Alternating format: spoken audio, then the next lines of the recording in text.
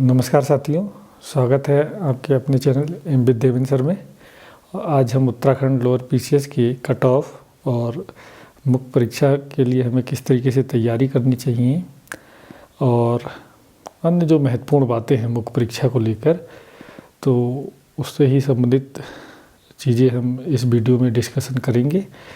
जैसा कि आपने 12 दिसंबर को लोअर पीसीएस का एग्ज़ाम दिया और अभी तक आप अपने पेपर का एनालिसिस कर लिया होगा आपने, और मैं समझता हूँ आपने क्वेश्चन जो उसके आंसर हैं उसको भी आपने देख लिया होगा किताब से। तो जितने भी आपके मार्क्स आ रहे हैं, अभी आपने देखा है, अभी फाइनल आंसर की आई नहीं है, शायद 8-10 दिन के अंदर फाइनल आंसर की आ जाएगी। तो उससे मिलान करने के बाद आपको पता लग जाएगा कि आपके कितने सही हो रहे हैं। हालांकि ये जो भी अच्छा कैंडिडेट होता है, जो लगातार कंपटीशन दे रहा है, पढ़ रहा है, तो उसको आंसर मिलाना उसके लिए कोई मतलब समस्या वाली बात नहीं है। उसके लिए कोई इस तरीके की कोई समस्या नहीं आती है, वो मिला लेते हैं प्रमाणिक पुस्तकों से। तो अभी हम देखते हैं कि इसका कट ऑफ क्या रह सकता है। जैसा कि वर्ष 2016 का लोअर पीसीएस का जो प्रीलिम्स एग्ज़ाम था, उसका पेपर और इस बार के पेपर में थोड़ा सा अंतर मुझे दिखा। इस बार वाला पेपर जो है पिछले वर्ष की जो 2016 वाला जो लोअर था उसकी अपेक्षा थोड़ा सा 6, 7 या 8 क्वेश्चन अगर देखेंगे तो उससे ज़्यादा इजी नज़र आ रहे हैं। तो जो 7-8 क्वेश्चन का जो अंतर है, तो मुझे लग रहा है ये मेरिट में भी इतना अंतर पैदा कर सकता है। हो सकता है कि 5 नंबर या 6 नंबर जो है पिछले लोअर पीसीएस से इस बार मेरिट ज़्यादा चली जाए, ऐसा अनुमान है। हालांकि जो फाइनल मेरिट आएगी, जब रिज़ल्ट आएगा तो रिज़ल्ट में ही पता लग पाएगा, लेकिन एक अनुमान के आधार पे हम मान सकते हैं कि 5 से 6 क्वेश्चन जो है पिछले वर्ष की अपेक्षा ज़्यादा जाएगी। ये तो लग रहा है पेपर देख के। हमें देखना है कि अगर हमारे नंबर ईमानदारी से 95 आ रहे हैं सामान्य वर्ग में, तो उनको अविलंब मेंस की तैयारी शुरू कर देनी चाहिए। रिजल्ट का वेट नहीं करना चाहिए, क्योंकि रिज़ल्ट इसका मार्च में आएगा या फिर हो सकता है फरवरी लास्ट में भी आ जाए, और मेंस जो है अप्रैल अंतिम सप्ताह में या मई में हो जाएगा। तो अगर मार्च में रिज़ल्ट आया उदाहरण के तौर पे, और मई में या फिर अप्रैल लास्ट में अगर मेंस कराएगा, तो फिर आप 1 महीने में संभाल नहीं पाएंगे मेंस के सिलेबस को। तो मेरा तो यही आपसे आग्रह है और सुझाव है कि आप मेंस की तैयारी में जुटिए। अगर आपके इतने मार्क्स आ रहे हैं तो थोड़ा सा मैं कट ऑफ पे चर्चा कर लेता हूँ। हालांकि ये अनुमान है और हर एक व्यक्ति का अपना अपना अनुभव रहता है, और उस अनुभव के आधार पर ही एक अनुमानित बताता है, एक मोटा मोटा आइडिया है। कोई ये क्लियर नहीं है कि इतना ही रहेगा। हो सकता है 1 नंबर ज़्यादा जाए या 2 नंबर ज़्यादा चला जाए, लेकिन बहुत करीब करीब रहेगा इसी तरीके का कट ऑफ। तो देख लेते हैं, देखते हैं सामान्य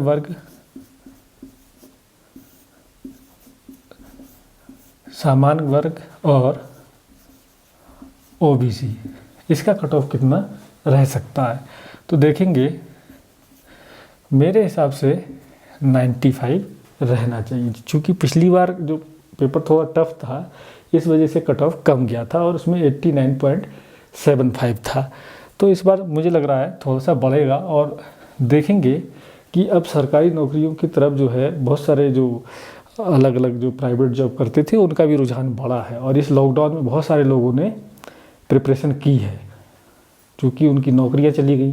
जो प्राइवेट जॉब करते थे, बीटेक वाले हैं या फिर अन्य जो भी कहीं काम करते थे बाहर, तो उनको जॉब से निकाला गया, छटनी हुई, वो सब भी फॉर्म डाल के तैयारी में जुट गए थे। तो ये चीज़ भी हमें ध्यान रखना है, इस तरीके का समीकरण कि पहले से बढ़ेगी कट ऑफ इस बार, और पेपर भी थोड़ा सा आसान है। अब देखेंगे ओबीसी और सामान्य वर्ग की जो मेरिट है, जहाँ पर अदर स्टेट के लोग जिस एग्ज़ाम में पार्टिसिपेट नहीं कर रहे हैं, उत्तराखंड के जिस एग्ज़ाम में, विशेषकर आयोग का यूकेपीएससी के एग्ज़ाम में, तो वहाँ पर कट ऑफ ओबीसी और जनरल की लगभग सेम रह रही है। ये मैंने पिछली बार के लेक्चरर में भी देखा और लोअर में देखा, समीक्षा में देखा, ये ऐसा हुआ है। तो मतलब एक जैसी रहनी चाहिए। अब देखेंगे ईडब्ल्यूएस कितना रहेगा, क्योंकि ईडब्ल्यूएस जो है आर्थिक रूप से जो कमज़ोर वर्ग है, तो उनका कितना रहेगा कट ऑफ। चूँकि 10% आरक्षण है, तो उसके आधार पे हमें लग रहा है कि इसमें 80 वाला सेफ जोन में होना चाहिए, 80 वाला सेफ जोन में होना चाहिए। फिर है एसटी की कट ऑफ। एसटी की कट ऑफ में पिछली बार देखेंगे तो लगभग 9 नंबर का अंतर था, 9 नंबर का अंतर था। तो अगर यहाँ पर अगर हम देखेंगे, चूँकि कट ऑफ जनरल की जब पिछली बार की अपेक्षा अगर हम देखेंगे लगभग 6 या लगभग 5 है, 5 नंबर बढ़ रहा है, हो सकता है 1 नंबर ज़्यादा भी बढ़ जाए, है ना। लेकिन 95 वाला मेरे हिसाब से वो मेंस देना चाहिए उसको। तो यहाँ पर देखते हैं कि एसटी का कितना रहेगा। तो हमें लग रहा है कि लगभग 85 वाला इसमें जो रहेगा वो सेफ जोन में रहना चाहिए। अब एससी का देखते हैं, एससी का कितना जा सकता है। तो एससी का मेरे अनुसार लगभग 82 पे हो जाना चाहिए, है ना। तो ये 3 है, बाकी जो स्वतंत्रता सेनानी हैं या फिर पूर्व सैनिक हैं, तो उनका कट ऑफ तो एससी और एसटी से भी कम रहेगा, है ना। विशेषकर पूर्व सैनिक का तो कम ही रहेगा, हो सकता है जो 70 नंबर ले आए तो उसका वो भी मेंस देने लायक हो जाएगा, वो मेंस देगा। महिलाओं में क्या है, अब ये तो पुरुष वर्ग का है, ठीक है, ये पुरुष का है। महिला वर्ग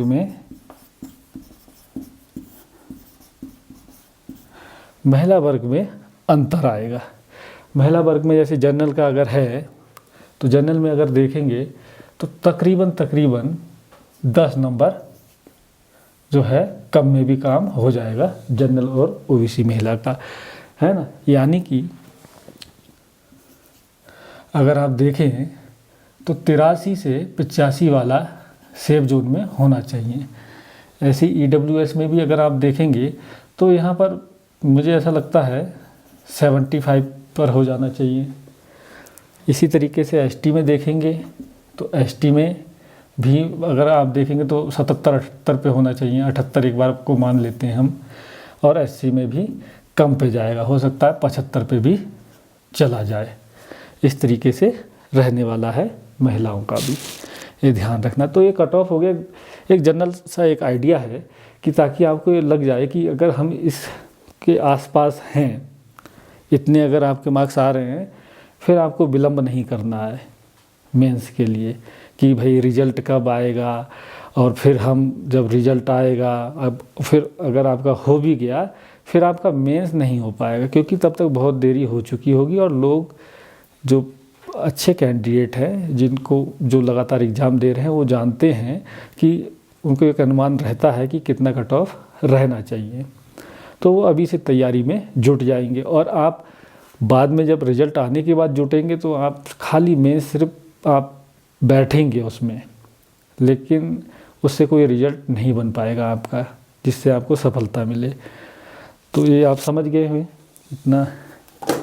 अब हम मेंस पे बात कर लेते हैं, क्योंकि मेंस का जो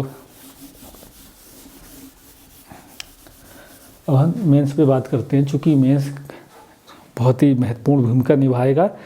प्रीलिम्स में क्या है, स्क्रीनिंग है, लगभग 15% के आसपास जो है वो पास होते हैं, सीट के सापेक्ष 15 गुना, है ना, 15 गुना पास होंगे। और उस 15 गुना में जितने भी लोग बैठेंगे, तो मेंस के जो पेपर हैं 2, उसके आधार पे ही मतलब आप जो है इंटरव्यू में पहुंचेंगे। अगर वहाँ मेंस अच्छे से आप कवर करेंगे, अच्छे से नंबर लाएंगे, तो आपको इंटरव्यू के लिए कॉल होगा। और इंटरव्यू पद के सापेक्ष 3 गुना बुलाते हैं। तो जो 400 नंबर का हमारा मेंस है, जैसे कि आप जानते हैं, एक वीडियो मैंने इससे पहले बनाया कौन सी किताब पढ़नी है, और वहाँ मैंने पूरा डिस्कस किया है, उसको भी आप वीडियो को देख लेना, उसमें मैंने बता रखा है। तो जीएस का पेपर है, सामान्य अध्ययन,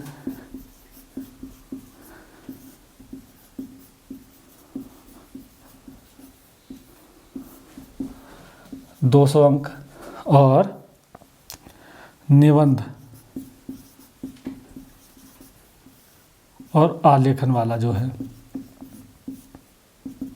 निबंध और आलेखन, ये भी 200 अंक है। ठीक है, अब इन दोनों को आपने टाइम देना है और अभी से देना है। आपको अब प्रैक्टिस करनी है लिखने की। जो भी चीज़ आप पढ़ रहे हैं, माना कि आप अगर 8 से 10 घंटे की अगर आप स्टडी कर रहे हैं, तो उसमें 20% टाइम आप अपने लिखने पर दीजिए। छोटे छोटे क्वेश्चन लिखिए, है ना। 100 शब्दों में आना है, या फिर एक क्वेश्चन को 2 भाग में बांटेगा, तो एक क्वेश्चन को 4 भाग में बांटेगा, तो 25-25 शब्दों का हो गया वो, है ना। तो 100 शब्द जो है इसकी शब्द सीमा है। आप अभी से जो भी पढ़ रहे हैं चीज़ें, उनको लिख के देखिए। और लिखने के लिए आपको ये ध्यान रखना है, जो मेंस में जो कॉपी मिलती है वो क्या होता है, उसमें लाइनिंग नहीं होती है, एकदम प्लेन पेपर टाइप का रहता है। तो अगर अभी तक आपने प्लेन पेपर पे लिखने की प्रैक्टिस नहीं की है, तो आप A4 साइज़ का अगर सेंचुरी का पेपर आता है, या और जो रहते हैं अन्य ब्रांड के जो पेपर हैं, उसको ले सकते हैं, उस पर लिख सकते हैं। या फिर उस तरीके की कॉपियाँ आती हैं विदाउट रूलर वाली, तो उस पर आप लिखने का प्रयास करिए। शुरू में ये मत सोचिए कि भाई मैं जो भी लिख रहा हूँ मतलब मैं लिख पाऊँगा नहीं लिख पाऊँगा, क्योंकि शुरुआती दौर में जब हम मेंस या जो भी हम चीज़ें लिखने का प्रयास करते हैं, तो हम उतना लिख नहीं पाते हैं जितने हमें जानकारी रहती है, और उतना पूरा लिखना भी नहीं पड़ता है। मेन जो कंटेंट है, जो डिमांड है क्वेश्चन की, उसको ही हमें देखना होता है कि वो पूछ क्या रहा है ना। तो जो क्वेश्चन जो डिमांड कर रहा है, उसी के सापेक्ष हमें अपना आंसर लिखना होता है। तो अभी से आप लिखने का प्रयास करिए घर में। और एक चीज़ और ध्यान रखना है, जब आप मेंस देंगे तो वाइटनर का यूज़ मत करिएगा। अगर कहीं कुछ गलत आप लिख देते हैं, कोई शब्द गलत लिख दिया है, तो उसको हल्का से क्रॉस कर दीजिए और उसके आगे लिखना शुरू कर दीजिए, है ना। वाइटनर मत लगाइएगा, उसमें जो है नंबर की कटौती होती है। और इसमें बहुत सारे जो नए लोग हैं वो सोचते हैं कि चलो वाइटनर लगा देंगे और फिर थोड़ा सुंदर दिखने लगेगा, उसमें काट पीटी जो चीज़ें हैं वो नहीं दिखेंगी, लेकिन उससे नुकसान होता है। लगभग 5% जो है आपके जो मार्क्स हैं वो कम कर दिए जाते हैं। PCS में ऐसा हुआ है जिन्होंने इस तरीके का वाइटनर का यूज़ किया। तो नंबर 1 बात ये है कि जब आप मेंस लिखेंगे तो वहाँ पर वाइटनर का यूज़ मत करना। और एक ध्यान रखना है, काला और नीला पेन, वो भी बॉल पेन, डॉट पेन जिसे हम कहते हैं, उसी का यूज़ करना है ना। किसी भी जैसे जेल पेन है, इसका यूज़ नहीं करना है। तो अभी से आप देख लीजिए कि आपके हाथ में किस पेन की ग्रिप अच्छी बनती है, किस पे आप अच्छे से आप जो है कंफर्ट महसूस करते हैं कि उससे आप लिख पाएंगे। और जब आप लगातार घर में लिखेंगे 1-2 घंटे रोज़ाना, तो आपकी एक हैबिट बन जाएगी। क्योंकि ये जो मेंस है, एक ही दिन में दोनों पेपर होने हैं, समझ रहे हैं। तो जैसा कि आप जानते हैं कि पहले पेपर में 20 क्वेश्चन रहने हैं और 100 शब्द है उसकी शब्द सीमा एक क्वेश्चन की, तो लगभग 2000 शब्द लिखने हैं। ऊपर भी होता है, नीचे भी होता है, कई बार हम थोड़ा उससे ज़्यादा भी लिख देते हैं, क्योंकि हर एक क्वेश्चन पे जो आप आंसर लिख रहे हैं आप गिनते तो नहीं रहेंगे, है ना। लेकिन आपको एक मोटा मोटा लेके चलना है कि आप जो एक लाइन में लिखते हैं उसको जोड़ के देखिए काउंट करिए आप कि लगभग 8 से 10 हम शब्द लिख देते हैं एक लाइन में। तो ये संभवतः हमें मान के चलना है कि जो 100 शब्द लिखने हैं तो उसमें 10 से 11 लाइन हमें लिखना चाहिए।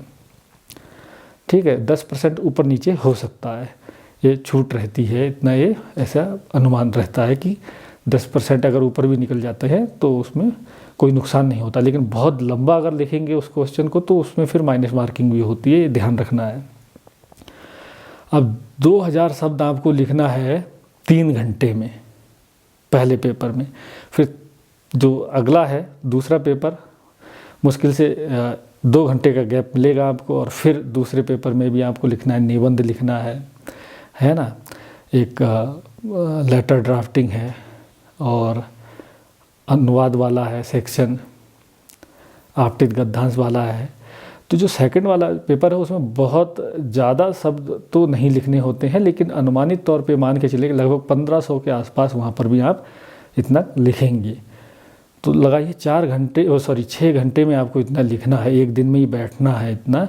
तो जो अगर आप घर में प्रैक्टिस नहीं करेंगे तो उन 6 घंटे में आप बहुत कुछ नहीं लिख पाएंगे और उतनी स्पीड नहीं बना पाएंगे, उतनी क्लियरिटी नहीं आ पाएगी, आपकी हैंड राइटिंग भी बहुत मायने रखती है। इतना मतलब लिखिए कि पढ़ने में आ जाए, बहुत सुंदर बनाने का भी प्रयास मत करिए। अगर जिसकी अच्छी हैंड राइटिंग तो उसको थोड़ा सा एडवांटेज मिलता है कि थोड़ा सा कोई भी जो कॉपी चेक करेगा एग्जामिनर उसको प्रभावित ज़रूर कर लेता है, लेकिन इतना प्रभावित नहीं करता है कि आप कुछ भी लिख के आ जाएंगे और आपको नंबर मिल जाएगा, ऐसा नहीं होता है।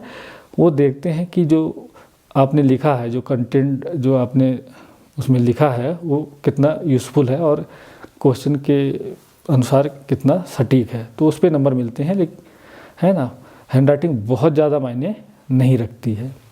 और जब आप घर में अभी से प्रैक्टिस करेंगे, लगभग अभी ये चल रहा है दिसंबर, तो 15 दिन तो ये रहे, और अप्रैल में अगर होगा तो मैं समझता हूँ लास्ट में होगा, तो लगभग आपको 4 महीने मिल रहे हैं। 4 महीने मिल रहे हैं, 120 दिन बहुत होते हैं, 120 दिन है ना। इस 120 दिन में आपको एक नौकरी मिल सकती है। एक बेहतर अगर आप प्रयास करेंगे, अच्छे से हर एक पार्ट पर अपनी कमांड बनाएंगे, लिख लिख के देखेंगे, है ना। दोनों पेपर महत्वपूर्ण, ऐसा नहीं है कि सिर्फ जीएस से आपका काम चल जाएगा, बल्कि मैं ये कहता हूँ जो इसका जो सेकंड पेपर है ना, ये बहुत निर्धारित करता है कि आपका सिलेक्शन होगा या नहीं होगा।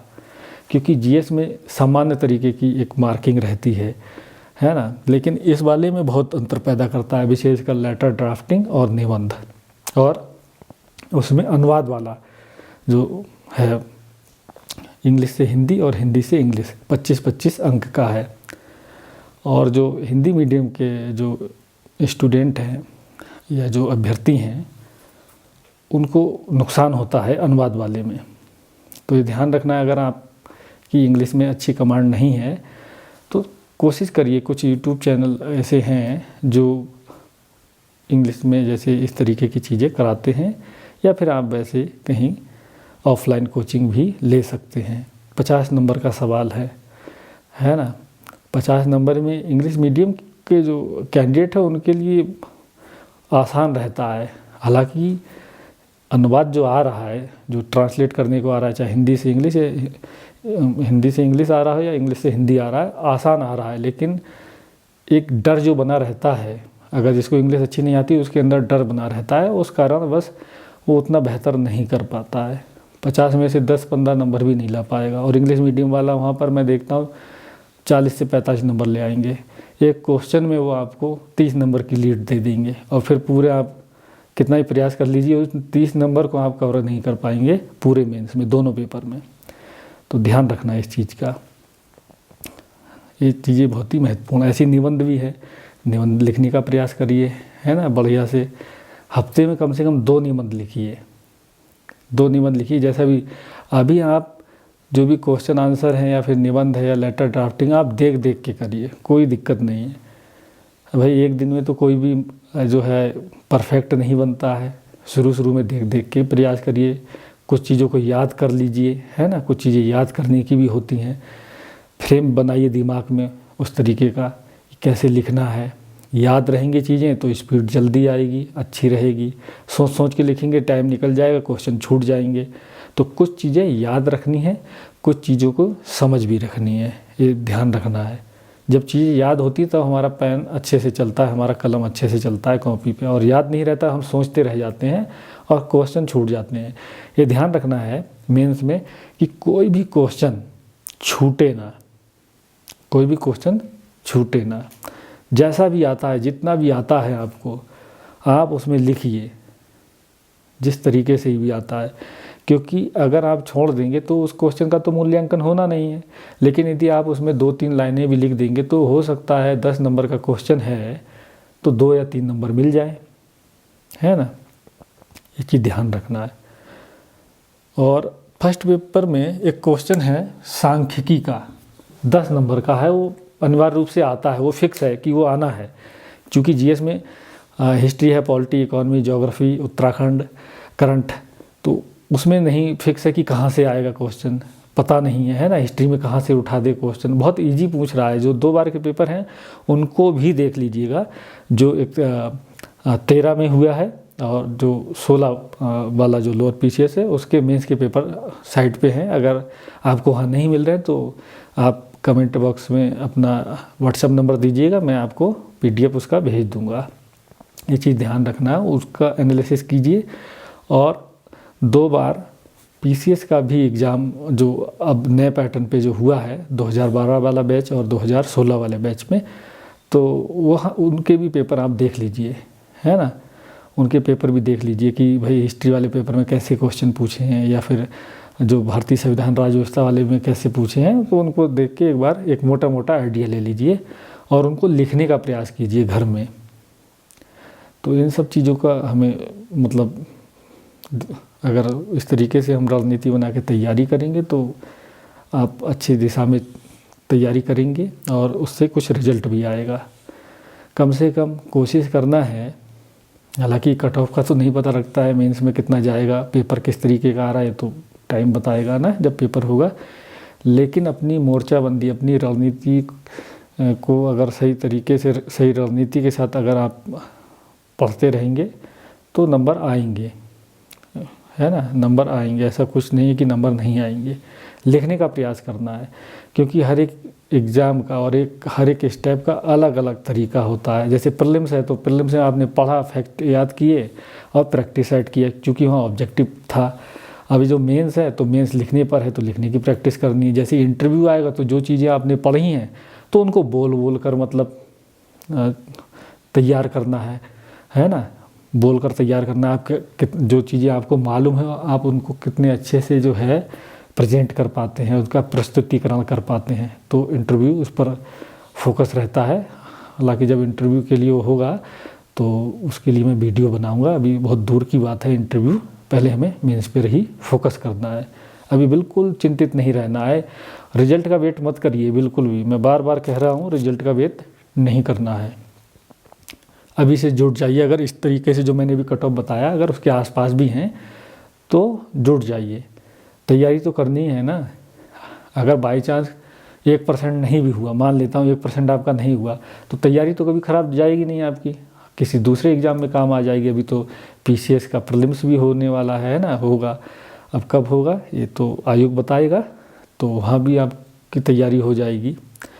और ये ध्यान रखना है, ये वही सब कैंडिडेट रहते हैं जिनका सिलेक्शन रहता है ना, होता है फाइनल। वो 2-3 हज़ार लोग जो हैं मुख्य धारा के, जो कंपटीशन में हर जगह बैठ रहे हैं उत्तराखंड के एग्ज़ाम में, वही सिलेक्ट होंगे इधर उधर। तो भीड़ बहुत ज़्यादा नहीं है ना। 2-3 हज़ार लोगों में ही फाइट है आपका, और 2-3 हज़ार लोगों में से अंदर आना है आपको बस, है। तो ये चीज़ ध्यान रखिए आप। और कुछ अगर आपकी क्वेरी हो, कुछ और जो आपको पूछना हो, तो कमेंट बॉक्स में अवश्य बताइए। और चैनल को सब्सक्राइब भी करिए और इसको शेयर कीजिए। आपके सपोर्ट की हमें ज़रूरत है। जय हिंद, जय भारत। मिलते हैं नेक्स्ट वीडियो में।